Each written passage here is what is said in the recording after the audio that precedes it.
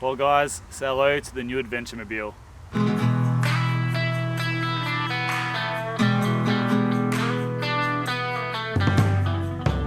this is a 2024 Toyota Landcruiser 78 Series Troop Carrier. This is a GXL version with a 2.8 litre turbo diesel engine and an automatic transmission. So I picked her up yesterday from the dealership down at Nara Toyota. I've actually had one on order for since last August, and it's just taken so long to move down the production line. So I actually put a post up on my Instagram account recently just inquiring if anyone knew any information about it, and I actually had Jake from Nara Toyota hit me up, and he said he should be able to source one. So he managed to find one in Queensland, and they shipped it down to Sydney and literally picked her up yesterday. So she's brand spanking new. There's a lot of work to be done to her, but I'm just so bloody stoked to actually finally have her in my hands. So give you guys a bit of a rundown just to show you guys what she looks like, and just how stock it is, and then I'll kind of go through a bit of a rundown of like kind of what I got planned over the next few months to sort of turn into the ultimate adventure rig. Alright, so as you can see, this is an updated version with the new front end, and now when they brought this out last year, it copped so much flack, like everyone just seemed to hate it, but to be honest, I actually don't mind it, like especially in person, it kind of grows on you. Kind of like the new lights and the new grille. I agree the bonnet on the previous model is probably nicer with the bonnet scoop, but apart from that, I actually quite like it. And I think once you put a nice bull bar on it, it's going to look really good. Right, now if you guys can hear some background noise, I apologise about that, but I'm pretty close to a road here. But yeah, so starting from the front, my plan is to put a nice bull bar on the front of this, and as well as a winch, because I'm always out in the bush solo, so it's a good idea to have a winch just to recover yourself if you get stuck. As for the wheels, I'm thinking of going probably 33s, sort of like mud terrain tyres. And I also plan to get like a rock slider, like a full length step that goes all the way down to towards the back wheel, just so that way when I eventually put the roof racks on top, I can sort of like load the canoe on and the surfboards on and tie them up easier. So yeah, obviously I'll chuck some roof racks on there as well eventually. So there's the interior. As with the all 70 series, it's a pretty basic interior, but to be honest, I actually kind of like the fact that it's pretty basic because I'm like out in the bush a lot, it gets pretty knocked around, so at least with this interior you can't really sort of do too much damage to it. Alright, so as for inside, now I'm not going to do a full-on review of like all the buttons and features because there's plenty of other channels that do like a good review of the 70 series, and they're done by blokes who know a lot more about four-wheel driving than I do. So what I will do is give you guys like my first initial impressions of the front of the cab and what I think I might change. Now, what I really like about the Troopy is the fact that you got nice head height. Like, I'm a pretty tall bloke, and pretty much every car I've ever owned, my head has always like touched the roof. So it's actually nice to have some head height for once. The next up is the seats. Now, 70 series are renowned for having pretty crappy seats, and I've only driven 150 kilometers, and I can pretty much already tell I'm going to change the seats, which is kind of frustrating when you're spending 85 grand on a car. You'd like to think that they'd have some pretty decent seats, but unfortunately, there's still idiots like myself who are still willing to spend that money. So maybe they don't see a need, but this car sort of is used a lot in the mining and agricultural sector, so maybe they sort of want hard-wearing seats like this. I don't know. Either way, I'm probably going to change it to something like a Recaro. I've heard Recaro's meant to be really good seats. They've got nice lumbar support apparently, and as you can see, like my shoulders come up to here, so something that's a little bit tall as well. If you guys have any suggestions on some good seats for like the Troopy or 70 series, leave a comment below and I'll definitely take a look at them. Next up is the display. So this is an updated display from like the previous model. It's got like Apple CarPlay, which is really good, but it is a bit small. Like I said, you're spending 85 grand on this car. It would have been nice if they just made this whole thing a nice big display. And like this is a digital clock up here. Like it's 2024. You don't need like a separate digital clock. Like that can be incorporated into the display. So it would have been nice if they updated that like to be a nice big screen. But you can get aftermarket display as he put there. So I might look at doing that, but like it's still got Apple CarPlay, so I can definitely make do for now. But one thing I will do actually is it doesn't have a reverse sensor camera, so I definitely will get one of those put in and get that linked up, because that's pretty big priority, because I do a lot of suburban driving and stuff, and trying to park this thing, it's pretty big, so you kind of need to see what's behind it. So I'll definitely get a camera put in pretty soon. As for that, like the steering wheel's nice. It's got like buttons to control your volume and stuff, and it's got a really nice updated digital, not digital display, but an updated display, which is a lot nicer than the previous model. So that's really good. As you can see, it's automatic as well. Now the center console, that's another thing I'm not super stoked about. Like I said, 85 grand, and this is pretty much what you get. It would have been nice to have like something that you can actually rest your arm on, and you actually got a lid so you can put stuff in there and close it up. But yeah, this is what you get, so we'll sort of make do for now. You can get upgrades to it. I think it's about $1,500 to put a new sort of console in that you can actually rest your arm on. So I'll see how I go down the track, but I'll definitely I'll try this out for a while. But that is something that I wish they just changed as well. But I'm sure they've got the reasons. Now we jump in the back and I'll show you guys what I plan to do to that. Alright, so one thing that I really want to do to the Troopy, although it is pretty pricey from what I've seen, is actually install a third door. So as you can see, access to the back of the Troopy is a little bit limited. You can access those back seats by pulling that lever and then going in that way.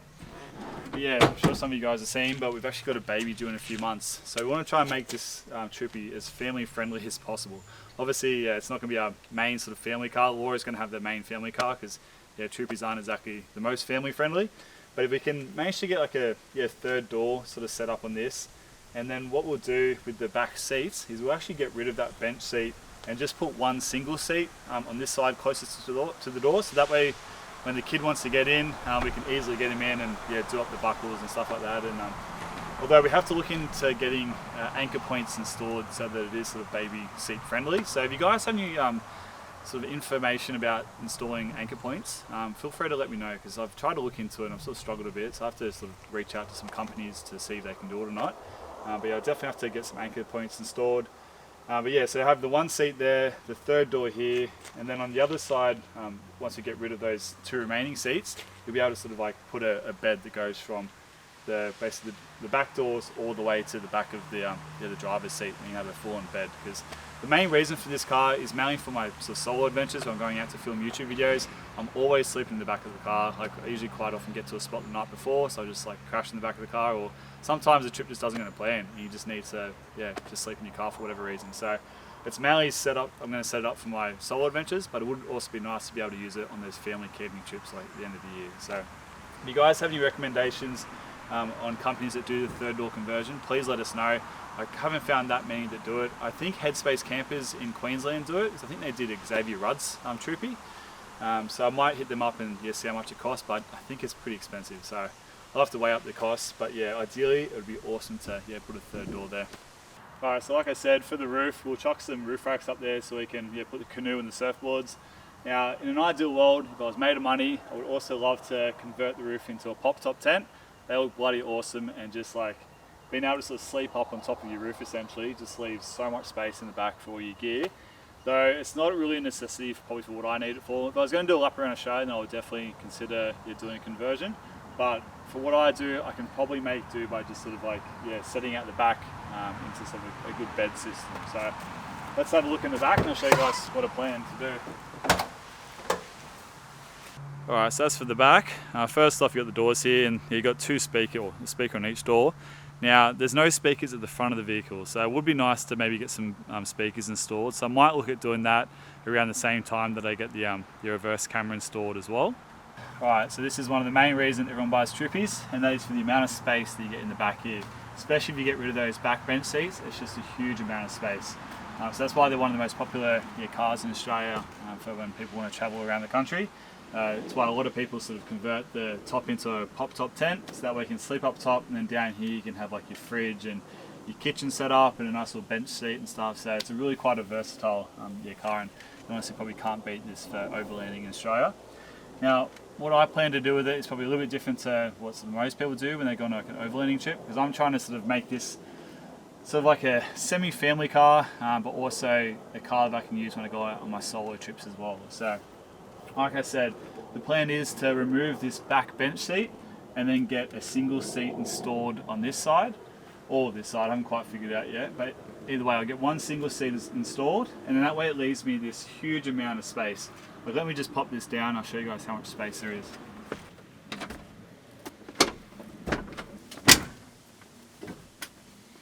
Yeah, so as you can see, it's huge. There's so much space to work with, especially when you get rid of this bench seat. Yeah, so once we have like the single seat set up here, I'll be able to have like basically a bed set up all the way to the back of the driver's seat. So I can lie down and be able to sleep when I'm out on my solo trips. And then behind that sort of single seat, we'll have like an upright standing fridge here with a little bench and some drawers. And then on this side we'll have the bed, and then maybe like a pull-out drawer with like all our kitchen stuff set up there as well. So yeah, that's the plan. Obviously it might change as you start to sort of work with it and see where things kind of fit, but that's the initial plan. Cannot wait to get stuck into it. So keen. Alright, well, it's just starting to rain, so anyway, it's a quick little rundown of the Troopy and my initial ideas. I'll keep you guys posted on how it's going, and I'll eventually do a video later down the track once it's all set up. If you guys have any tips or recommendations, I'd love to hear them, so feel free to leave a comment below.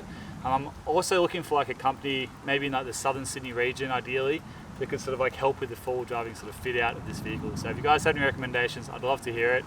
Also, just for you guys who might be wondering whether this channel is going to turn into a full driving channel, it is definitely not. I still absolutely love my human powered adventures, and that is definitely not going to change. So there's still plenty of hiking and canoeing and rafting and all that kind of fun. The vehicle is just going to be like in the background of some videos here and there, and maybe every now and then I might do a Troopy based video, but ideally it's still going to be human powered adventures, so nothing to worry about there. Anyway, I'm going to get out of this rain, so thanks for watching guys, and I'll see you on the next one. Hooroo!